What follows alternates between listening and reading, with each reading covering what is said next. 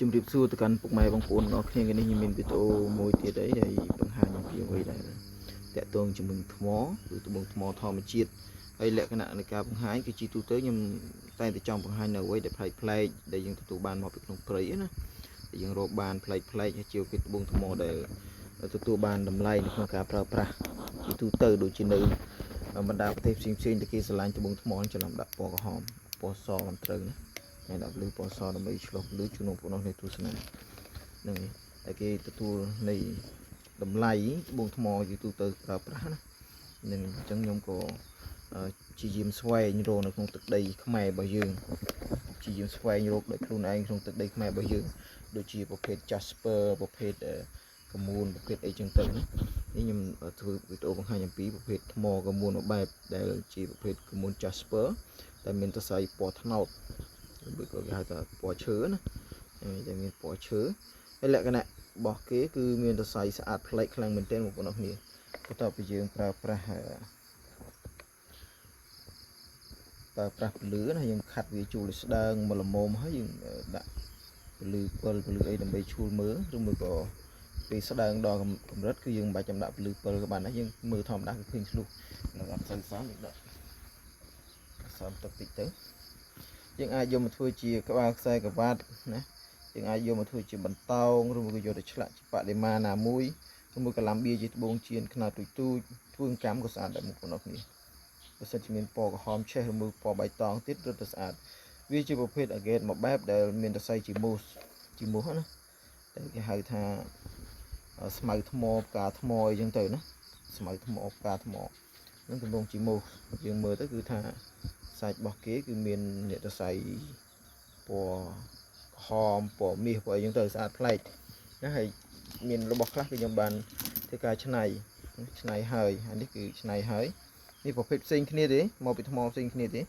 នេះយើងមើលទៅដូចឃើញសរសៃរោមសពណ៌ក្រហមឃើញនេះបែបនេះគឺស្អាតប្លែកខ្លាំងមែនទែន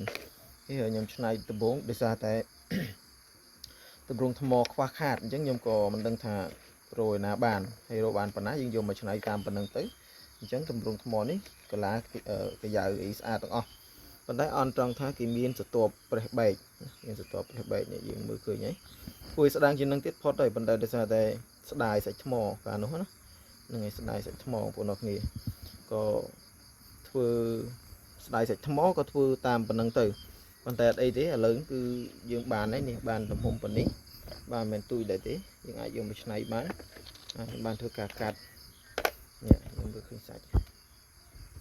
បានធ្វើការកាត់ហើយទឹករបស់គេក៏មិនអន់ដែរបាទពលឺជូរខ្លាំងពលឺជូរខ្លាំងចូល90%90%បង100%មានន័យថាយើងចាក់ទៅគឺ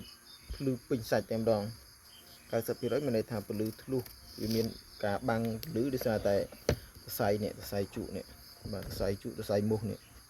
បាទសរសៃមូសហ្នឹងគឺមាននៅក្នុងហ្នឹងណានេះខ្ញុំកាត់ហើយវាមានជាមួយនឹងសាច់អាហ្គេតផង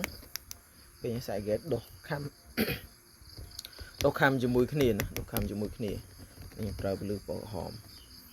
ពណ៌នេះមាន3ពលឺណាអញ្ចឹងអ្វីដែលខ្ញុំចង់បង្ហាញបងប្អូនអរគ្នាគឺត្បូងថ្មធម្មជាតិដែលមាននៅក្នុងព្រៃក្នុងទឹកដីនៃប្រទេសកម្ពុជាក៏ដូចជាក្នុងខេត្តព្រះវិហារគឺខ្ញុំព្យាយាមក្នុងការស្វែងរកហើយយើងស្វែងយល់បន្ថែមអំពីអ្វីដែលជាតម្រូវការនិងចំនួនក្នុងការប្រើប្រាស់ទាំងជាតិនិងអន្តរជាតិនៅខាងក្រៅណាខាងក្រៅគេមានការប្រើប្រាស់គេមានការទទួលស្គាល់អីចឹងទៅយើងនៅនេះយើងមើលរបស់យើងដែរទៅទឹកដីយើងមានអត់បើសិនជាមានយើងយកមកប្រើប្រាស់យកមកធ្វើជាអលង្ការយកមកឆ្លាក់ជាបដិមាអីដែលយើងស្រឡាញ់យើងចូលចិត្តហើយធ្វើជាគ្រឿងលម្អកាយលម្អផ្ទះសម្បែងក៏ដូចជាវត្ថុអនុស្សាវរីយ៍នាំលៀបនាំសំណាងនាំជ័យនាំសិរីសុខស្ដីតាមជំនឿបន្ថែមទៀតនឹងហើយក្នុងវីដេអូមានប៉ុណ្នេះមានការបកស្រាយទៅខុសឆ្គងឬមួយក៏ខ្វះខាតចន្លោះណាអធិស្ឋានផងហើយសង្ឃឹមថាបងប្អូនទាំងអស់គ្នាចូលរួមគាំទ្រសម្រាប់ការធ្វើការបង្ហាញពីខ្ញុំបាទណាដើម្បីជាប្រយោជន៍ទាំងអស់គ្នាដើម្បីជាការស្គាល់ហើយនឹងជួយជ្រោមជ្រែងនៅអ្វីដែលជារបស់ខ្មែររបស់យើងឲ្យមានតម្លៃនៅលើទីផ្សារព្រោះខ្ញុំអត់មានជំនាញច្នៃប្រឌិតអីច្រើនទេគ្រាន់ថាយើងមានម៉ូទ័រសម្រាប់ខាត់ច្នៃបង្ហាញតែប៉ុណ្្នឹងទេអ្វីដែលច្បាស់លាស់គឺបងប្អូនគាត់អ្នកមានកម្រិតអាជីវកម្មខ្ពស់គាត់អាចមើលឃើញអំពីដំណើរនៅក្នុងការធ្វើណាអូខេចឹងអរគុណច្រើនជម្រាបលាម្ដងទៀតបាទ